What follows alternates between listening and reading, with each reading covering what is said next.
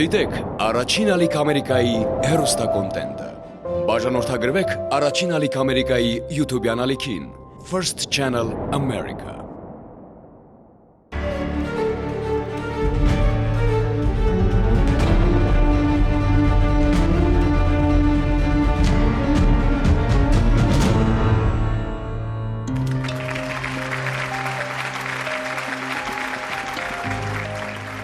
Եթե հենց հիմա ձեր էկրաններին տեսնում եք իմ կողքին կանգնած Խորեն Լևոնյանին Եվ իհարկե իմ կողքին կանգնած Աննա Ավանեսյանին, ապա կասկած չկա, որ եթերում առայժմ այն միակ հաղորդաշարն է, որը մենք երկուսով ենք վարում։ Սպասիր ինձ նախագիծը կրկին եթերում է, բարի երեկո։ Խորեն, մի հետաքրքիր դիտարկում։ Ես եւ դու մեր հարազատ առաջին ալիքում յուրաքանչյուրս մեկական նախագիծ ենք վարում մենակ։ Դու երկարամյա երկերկոցը, ես էլ ծնողական ժողովը։ Երկուսն էլ իրենց ձևաչափով խիստ տարբերվում են իրարից եւ թե սպասիր ինձից։ Բայց երբ հանդիպում ենք իրար այս տաղավարում, կարծում եմ ինչ-որ յուրահատուկ մթնոլորտ է ստեղծվում ու մենք ինչ-որ իմաստով փոխվում ենք, համաձայն ես։ Սպասիր ինձում տիրող մթնոլորտը իսկապես այլ է։ Փորձում եմ հարմար բառ գտնել, գուցե միավորող, ինչ կասես։ Սպասիր ինձը միավորում է մարդկանց ծանոթներին, որոնք փնտրում են միմյանց եւ անծանոթների, որոնք փորձում են օգնել իրար։ Շատ տեղին բառ գտար, լիովին համաձայն եմ միավորող, թող այդպես լինի։ Թող պատմությունները, որ հնչել են ու դեռ հնչելու են մեր թողարկումներում, շարունակեն միավորել ու դրական հույզեր պարգևել բոլորին, ովքեր երբևէ մեր հաղորդաշարի գործող անձ են եղել կամ պարզապես դիտել ու դիտում են այն։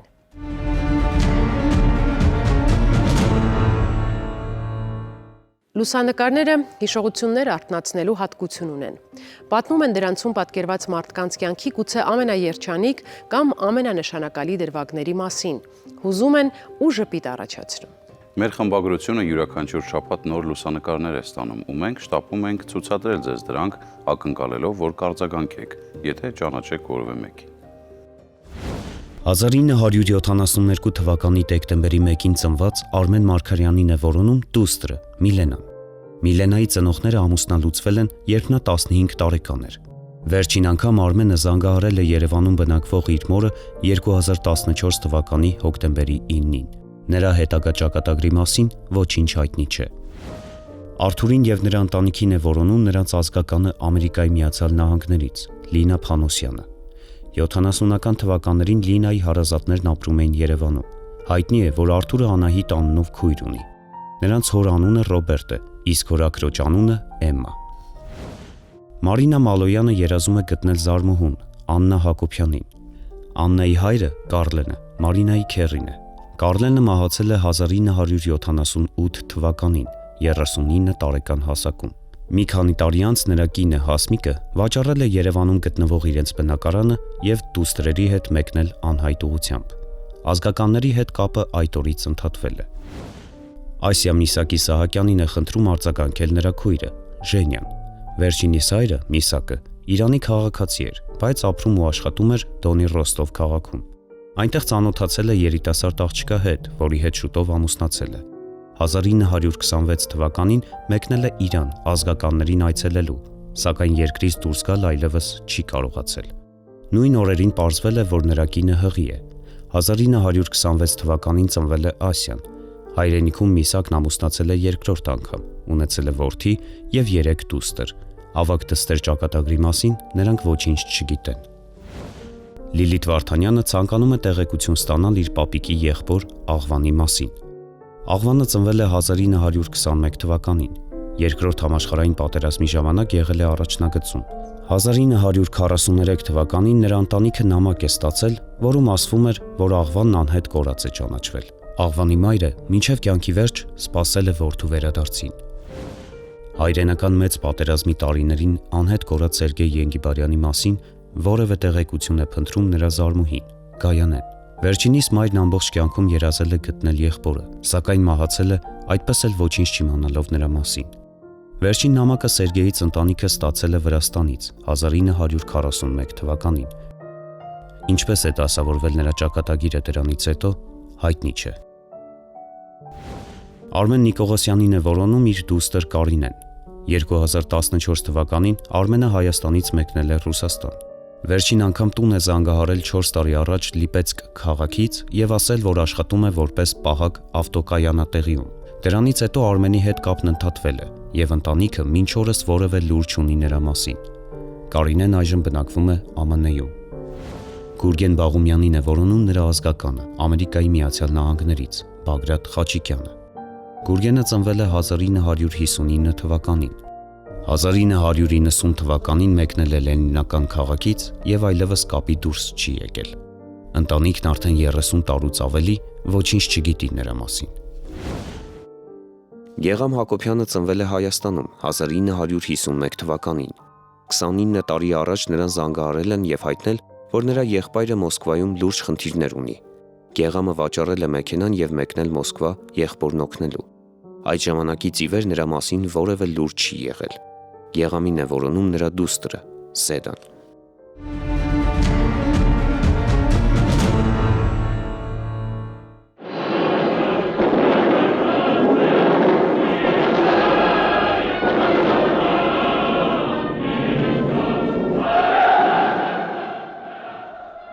«2025 թվականին լրանում է հայրենական մեծ պատերազմում հաղթանակի 80 տարին։ Պատերազմ, որը ճակատագրեր փոխեց։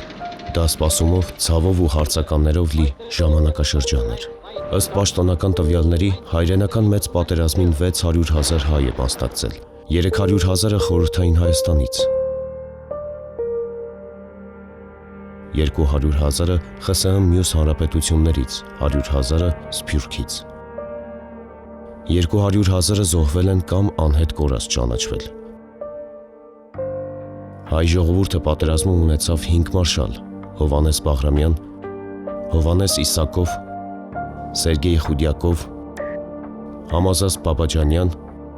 և Սերգեյ Ագանով, ինչպես նաև 68 հայ գեներալ, 165 հայի գեներալի և ծովակալի կոչումներ են շնորհվել։ Փնտրում եմ հայրական կողմից իմ պապիկին, Մկրտչյան Մկրտիչը, Մովսեսի 13 թվականին է ծնվել, 41 թվականին մեկնել է ռազմաճակատ եւ ամբողջ կյանքում հայրս ներող կլինեք երազել է իր հայրիկին տեսնել։ Այսօր պատերազմի ավարտից 8 տասնամյակ անց «Սպասիր ինձ» հաղորդաշարի խմբագրություն շարունակում են դիմել մարդիկ, որոնք մինչ օրս որոնում են իրենց անհետ կորած հարազատներին, կամ գոնե որևէ տեղեկություն նրանց ճակատագրի մասին։ Մեր խմբագրությունն են բերում խնամքով պահված լուսանկարներ կամ հնամաշնամակներ, որոնք վերջին իրեղեն հիշողությունն են անհետ կորածների մասին։ Նամակը ուղարկեմ, մեջը նկարը դրած, զինվորական փապաղով, ատեն ցոտ եղանակ է, սեպտեմբերի վերջին ակնած է, ատեն երևի մի 2-3 ամիս հետո նկարվե ուղարկել էր, մի քանի ամիս հետո սև թուղթ է եկել։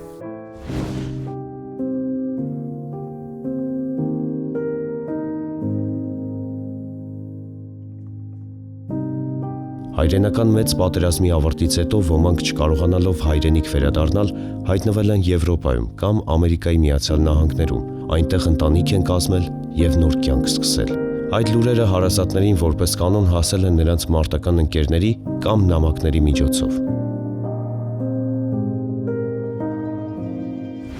Հիմա որ ցույց են տալի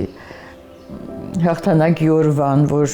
իր հասակի մարդիկ հլադեր կան, այն անգամ ցույց տվին մեկը 99 տարեկան էր, վերջը միշտ ասում եմ Աստված ջան, ինչի դու շուտ գնացիր մեզանից, մի քիչ կմնա այրելի, մենք քեզանով էլ կուրախանային, կհպարտանային, մամա շուտ է մահացել, ասում եմ Գոնյա դու կմնայիր։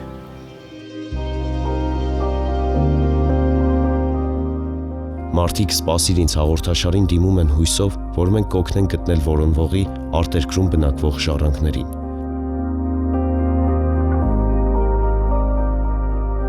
Սա Էմիլի հայրիկն է, Արտավազդ Եկիբյանը, որ պատերազմից չի վերադարձել։ Հետևում նշված էր 3 երեխաների անունները, որ անպայման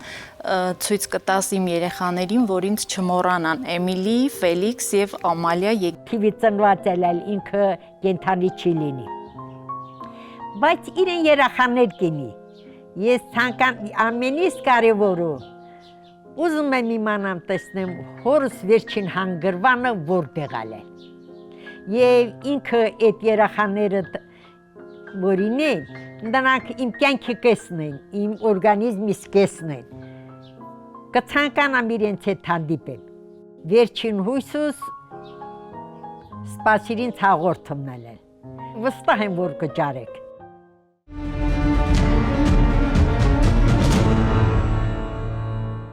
Սովետական ժամանակաշրջանում բավականին տարածված մի երևույթ կար։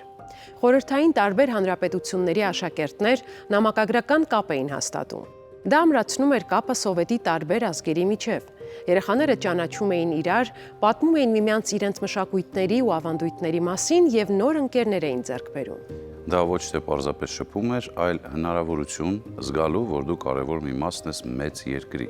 որտեղ յուրաքանչյուրը կարող էր ընկեր ձեռք բերել, նույնիսկ հազարավոր կիլոմետրերի հեռավորությունից։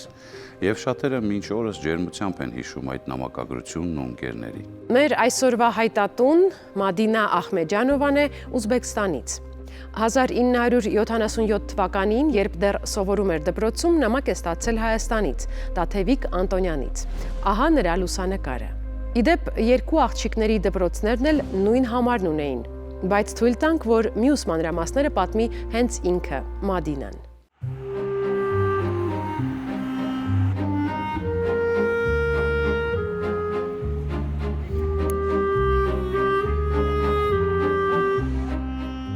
Меня зовут Мадина. Անունս Մադինա է, ապրում եմ հին քաղաքում, Տաշքենդում։ Ես սովորել եմ այս դպրոցում։ Սա էլ իմ դասարանն էր։ Я в этом классе училась. 1975 թվականն էր։ Դասի ժամանակ ուսմասվարը մտավ 7-ի B դասարան։ Ասաց, որ Հայաստանից նամակ են ստացել, որի հեղինակը Տաթևիկ Անտոնյանը Հայաստանից ցանկանում էր ընկերանալ 7-ի B դասարանի այն աշակերտի հետ, որը դպրոցական մատյանում 5-րդ համարն է։ Ես ուրախացա, երբ նամակ ստացա Հայաստանից։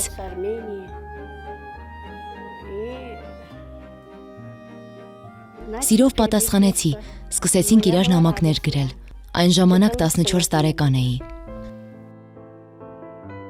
Առանց իրար տեսնելու Մադինան ու Տաթևիկն ընկերացան։ Աղջիկները պարբերաբար նամակներ էին գրում միմյանց, որոնցում յուրաքանչյուրը պատմում էր իր դպրոցական առօրյայի, կյանքի եւ երկրի մշակույթի մասին։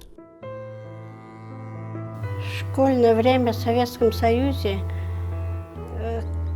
Սովետական միությունում դպրոցական տարիների ընկերությունն այնքան իսկական էր, հետաքրքիր։ Интересно. Նամակագրությունն առավել եւս հետաքրքիր էր։ Հեռախոսներ չկային։ И все переписывались. Կապը միայն նամակագրական էր։ И было это интересно нам. Получали Ամեն письма, ստացած отправляли, նամակով անկեղծորեն ուրախանում էինք։ радовались. Աղջիկների նամակագրությունը տևեց 2 տարի։ Դպրոցն ավարտելուց հետո Մադինան ամուսնացավ։ Տեղափոխության ժամանակ կորցրեց Տաթևիկի ուղարկած նամակներն ու հետևաբար նաև հասցեն։ Իսկ ընկերուհու ուղարկած գիրքն ու նրա լուսանկարը մինչ օրս խնամքով պահում է։ Она меня отправила. Նա ինձ ծանրոց էր ուղարկել, որի մեջ այս գիրքն էր՝ Խաղողի ողկույզը։ Фотографию. Նաև լուսանկար, որի հետևում գրել էր Твоя Քո ընկերուհի Տաթևիկ։ 1977 թվական։ отправила она мне. Նա նաև ինձ ուղարկել էր հուշանվեր ինքնաեռ, թաշկինակ, կոնֆետ, հայկական կոնյակ։ Посылки. К сожалению, Ցավոք я սրտի ես ей չկարողացա не նրան смогла. ծանրոց ուղարկել։ У меня дочка Դուստրս старшая, հարցնում էր, то սա ով է, ես էլ նրան պատմում էի։ Մադինան միայն հիշում է, որ Տաթևիկն ապրում էր Զովունի գյուղում։ Ուրիշ ոչ մի տվյալ նրա մոտ չի պահպանվել։ 50 տարի է անցել։ Մադինան միշտ հիշել ու կարոտել է ընկերուհուն։ Վերջերս էլ որոշել է դիմել «Սպասիր ինձ» հաղորդաշարին։ И я всё время Ես помню, միշտ հիշում էի նրան, մտածում էի նրա մասին, տանը պատմում էի։ Եվ իմ զարմուհին ինձ խորհուրդ տվեց, ասաց՝ արի նրան գտնենք։ Համաձայնեցի։ Дорогая подруга. Իմ սիրելի Տաթևիկ, Подруга. իմ մանկության ընկերուհի, Я ես очень շատ ուրախ рада, կլինեմ, եթե մենք если мы հանդիպենք։ встретимся с тобой. И я хочу, чтобы мы встретились. Ուզում եմ, որ այդ հանդիպումը կայանա, որ գրկենք, համբուրենք իրար, И вместе радовались. հիշենք մեր մանկությունը, պատանեկությունը եւ ուրախանանք։ Молодости.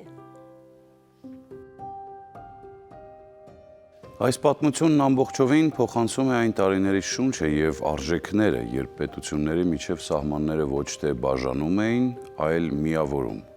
Ուղարկելով միմյանց նամակներ, երեխաներն ավելի էին ամրացնում այդ միությունը եւ ստեղծում էին նոր կապեր։ Ծրարի մեջ հաճախ նաև բացիկ էին դնում լուսանկարներ ու նույնիսկ փոքրիկ նվերներ։ Այս ավանդույթը սովորեցնում էր հարգել իրար եւ միմյանց մշակույթը։ Եվ այսօր մի ժամանակաշրջանում, երբ միմյանց նամակ ուղարկելու համար ակնթարթ է պահանջվում, նման պատմությունները հատկապես հուզիչ են թվում։ Եվ հիշեցնում են, թե որքան կարևոր է պահպանել մարդկային անկեղծությունն ու ջերմությունը, նույնիսկ հեռավոր շփման մեջ։ Այսօր Մադիրան Հայաստան է եկել, որպեսզի ինքը ներկայացնի իր պատմությունը։ Համեցեք։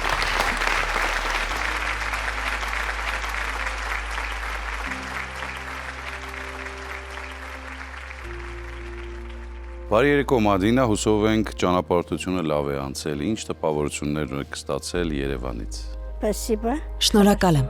Շատ լավ։ Ինձ շատ դուր եկավ ձեր հինավուրց քաղաքը։ Ուղևորությունը լավ անցավ։ Շատ լավ։ Տարիներ առաջ աշակերտական նամակագրության միջոցով ծանոթացել եք Տաթևիկի հետ։ Ես իրան պատկերացնում էի նեղ աչքերով, իսկական ուզբեկ, շատ հաճելի կին է։ Հիմա նրան եք փնտրում, փորձենք հասկանալ ինչու է մանկական, պատանեկան տարիների այս ընկերությունը, այն էլ հեռակա, ձեզ համար այդքան կարևոր։ Արդեն 50 տարի է անցել։ Մինչ օրս չեմ մոռացել։ Միշտ հիշել եմ նրան։ Հոգեսալ է կոտրում։ Դստերս եւ թորնիկիս պատմել եմ, թե ինչպես էինք նամակներ գրում միմյանց։ Լավ հիշում եմ։ Դուք երբեք իրար չեք տեսել։ Միայն նամակներ եք գրել։ Միայն նամակագրական կապ ենք ունեցել։ Իսկ նրան տեսել եմ միայն լուսանկարով։ Իրական կյանքում չենք հանդիպել։ Նա պատմում էր իր մասին, իր քաղաքի, ուսման մասին։ Դե պատանեկան տարիքում ինչի մասին պետք է գրեր։ Միայն լավ բաների։ Հետաքրքիր է ինչու որոշեցիք պատասխանել Տաթևիկին, վստահաբար այլ երկրներից եւս նամակներ ստացել եք։ Ես սովորում էի ուզբեկական դպրոցում։ Շատ էի ուրախացել, որ այլ քաղաքից ընկերուհի կունենամ։ Եվ սիրով սկսեցի գրել։ Մենք այսօր ցուցադրեցինք Տաթևիկի լուսանկարը, ճիշտ ենք հասկանում, որ նա է ուղարկել այն ձեզ։ Այո, նա ինձ ծանրոց էր ուղարկել, որի մեջ նաև իր լուսանկարն էր։ Քանի տարեկան է նա այդ նկարում։ 14։ Տաթևիկն այն ժամանակ 14 տարեկան էր։ 2-3 տարի կապ ենք պաշտպանել։ Հետո ամուսնացա եւ կապն ընդհատվեց։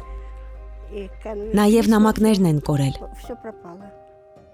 Բացի լուսանկարներից որևէ բան էլի ուղարկել եք, գուցե նվերներ։ Նա ինձ ուղարկել է հայկական կոնյակ։ Հուշանվեր ինքնաեռ։ Կոնֆետ, թաշկինակ։ Փաստորեն ես շատ շնորհքով եմ եղել։ Պահպանվել են այդ նվերները։ Թաշկինակն իհարկե չի պահպանվել։ Կոնֆետը կերել ենք, կոնյակն էլ խմել։ Իսկ ինքնաեռը։ Իսկ ինքնաեռը դեռ կա։ Դուք տեսել եք իրար պատանեկան տարիքում, այն էլ միայն լուսանկարներով։ Ինչ եք կարծում, եթե Տաթևիկին հանդիպեիք հիմա այս տարիքում կճանաչեիք։ Չգիտեմ։ Դիմագծերը եւ աչքերը չեն փոխվում։ Վստահ չեմ, գուցե ճանաչեի, չգիտեմ։ Եկեք փորձարկում անենք, մի տեսանյութ ունենք, միասին դիտենք, տեսնենք ինչ կստացվի, լավ։ Լավ։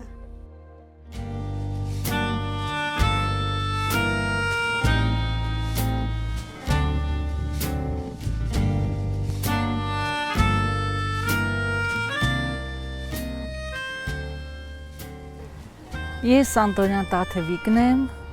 Մադինայի նամակ գրող աշակերտուհին, որին հետ շփվել եմ 2 տարի, 9-րդ դասարանում էինք,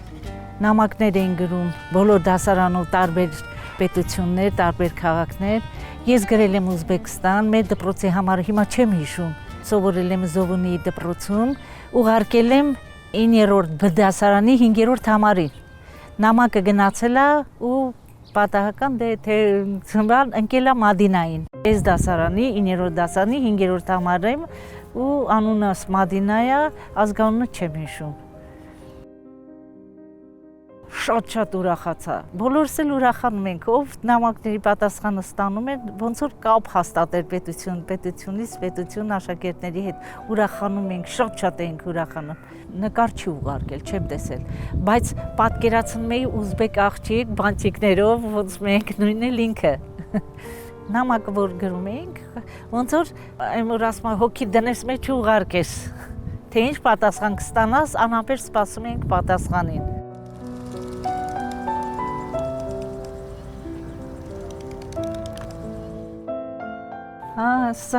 Սա իմ երկրորդ նկարն ա եղել, որ պետք է ուղարկեի Մադինային, երևի որ կապը ընդհատվել է, այլ չեմ ուղարկել, ես մոռացել եմ ու այդպես էլ մնացել է։ 17 5-րդ ամիս 78 թիվ։ 10-րդ դասան ավարտելուց հետո կապը կորավ, էլ նամակ չեն գրել, թե կապը կտրվեց իրա կողմից, թե իմ կողմից էլ չեք շփվել։ Կապը որ կտրվեց, մտահոգ էի, թե ինչի համար ինքը չգրեց։ Հետո էլ կտրվեց, էլ չհասկացամ, թե ինչու։ Կամավորներից մեկը զանգեց ինձ, սպասիր ինձ հաղորդաշարից, բա փնտրում են քեզ, քո ընկերուհին փնտրում է քեզ։ Հանկարծակի եկա ու շատ ուրախացա, չգիտեմ։ Հետո արդեն հիշողությունները վերականգնվեցին, հիշեցի, ոնց, ինչ, երբ, հաղորդաշարը նորից դրեցի, ես նայեցի, արդեն ուրախությունից չգիտեի ինչ անեի։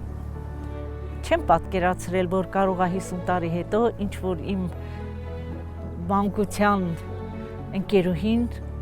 փնտրի ինձ ու գտնի։ Ես շոկ եմ ապրել, հավատացեք ազնվությամբ, շոկ եմ ապրել։ Մադինա ջան, ես անհամբեր սպասում եմ մեր հանդիպանը, շատ ուրախ ենք, անհամբեր սպասում ենք ձեր գալուն։ Ինչ ասեմ, անհամբեր սպասում ենք, շատ ուրախ ենք։ Շնորհավորում ենք ձեզ, ահա եւ ձեր ընկերուհին։ Կճանաչեիք նրան, եթե օրինակ 3 Երևանի փողոցում հանդիպած լինեիք։ Ոչ։ Եթե ճիշտ ենք հասկանում, կապը բացառապես նամակագրական էր եւ դուք նրա ձայնը նույնիսկ չեք լսել։ Ոչ, չեմ լսել։ Իսկ ինչ զգացիք, երբ տեսաք ու հասկացաք, որ ձեր ընկերուհին է։ Շատ ուրախ եմ։ 50 տարի անց պետք է հանդիպեմ։ Հոգիս ալեկոդում։ Մադինա, Տաթևիկին տեսաք էկրանին, լսեցիք նրա ձայնը, բայց մի բան մնաց կիսատ։ Հանդիպել ուզում եք։ Ուզում եմ։ Իհարկե ուզում եմ։ Ուրեմն հենց այս պահին Աննայիդ բացն էլ լրացնենք եւ Տաթևիկին սպասում ենք տաղավարում մեր։ Համեցեք Տաթևիկ։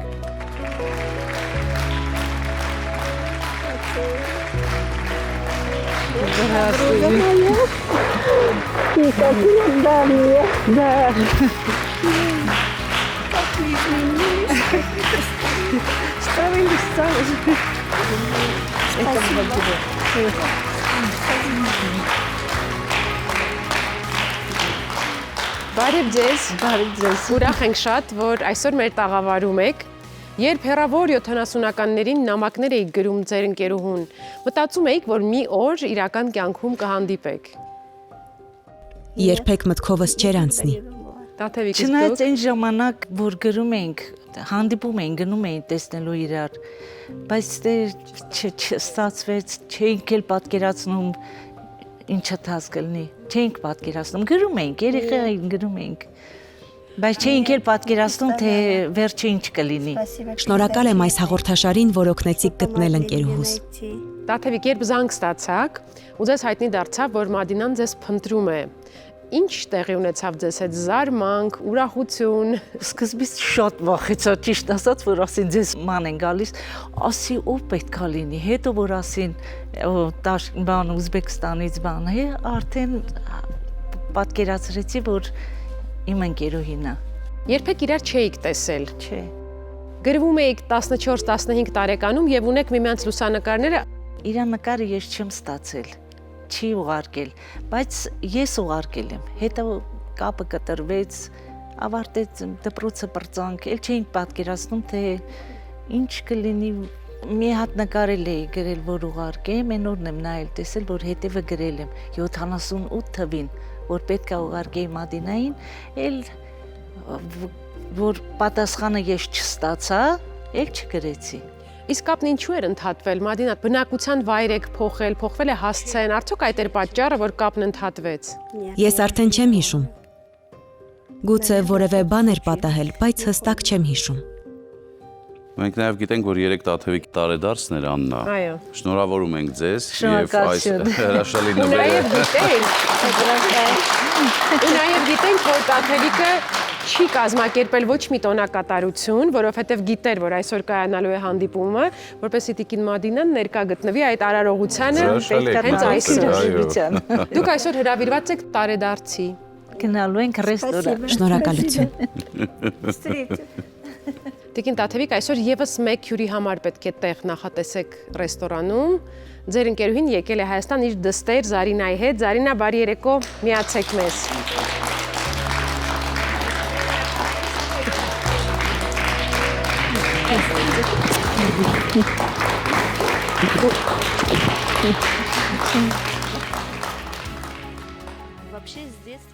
Դեռ փոքր էինք, երբ մայրիկս պատմում էր մեզ. Տեսեք, մեր տանը պահպանվել են ձեր ուղարկած գիրքը եւ լուսանկարը։ Մայրիկը միշտ ցույց էր տալիս եւ պատմում ձեր մասին։ Մենք շատ էինք ուզում տեսնել ձեզ, ծանոթանալ, ձեզ Տաշքենտ հրավիրել։ Եվ ահա որոշեցինք փնտրել։ Ես ուզում եմ շնորհակալություն հայտնել բոլոր նրանց, ովքեր կազմակերպեցին այս հանդիպումը,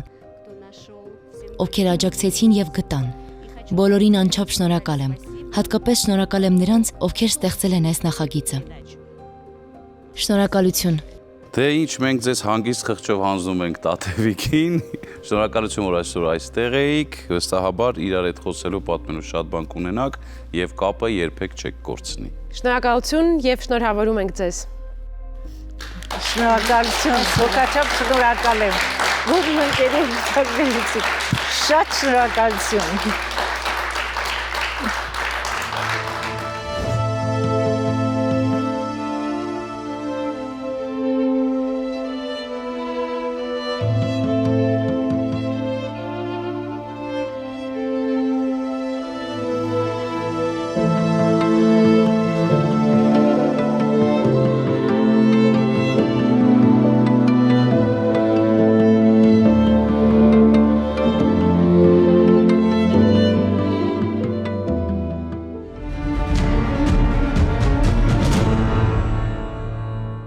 Ժամանակակից տեխնոլոգիաները, հատկապես էլեկտրոնային փոստերը եւ նամակագրության տարատեսակ միջոցները իհարկե հեշտացրել են մեր կյանքը, ամեն բան դարձրել ավելի արագ եւ արդյունավետ, բայց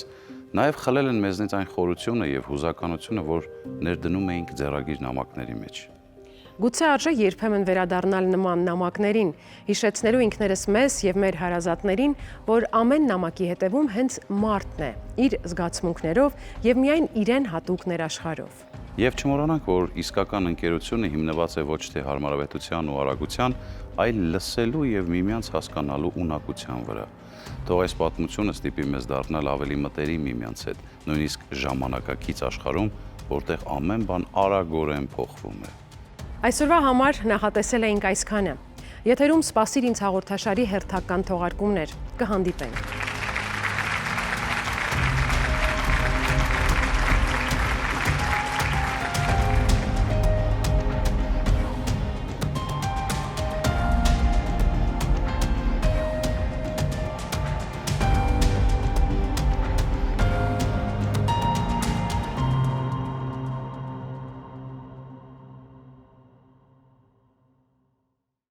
Դիտեք առաջին ալիք Ամերիկայի հեռուստակոնտենտը։